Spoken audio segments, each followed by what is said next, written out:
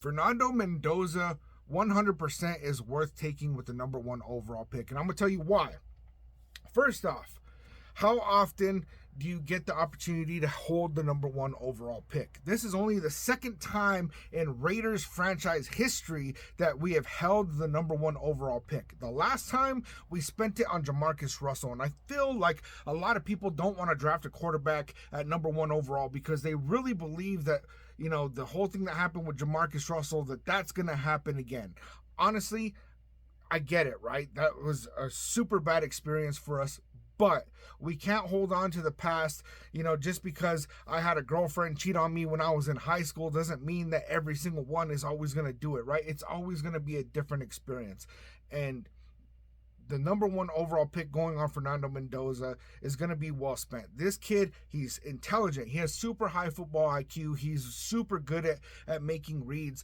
Before he got to Indiana, he got like pictures and bios of all the players that were on the team, and he learned details about these guys, right? He's very personable. This guy is a guy that really cares about his team. He's a true leader. Now, people have been saying, oh, well, he's a Big Ten quarterback, and there's reasons why, people don't really go for Big Ten quarterbacks. You know who else was a Big Ten quarterback? Tom Brady. You know who else was a Big Ten quarterback? Russell Wilson, right? Both these guys won Super Bowls. Hell, Tom Brady won more Super Bowls by himself than any franchise. So, and I'm not trying to say that Fernando Mendoza is a Tom Brady. Don't get me wrong. I'm saying it's kind of like when you scout the player, don't scout the helmet. Scout the player, don't be looking at the fact that he's Big Ten, because he's winning those meaningful games.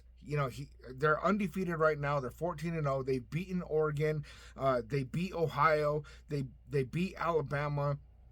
And yes, I know the playoffs are not done.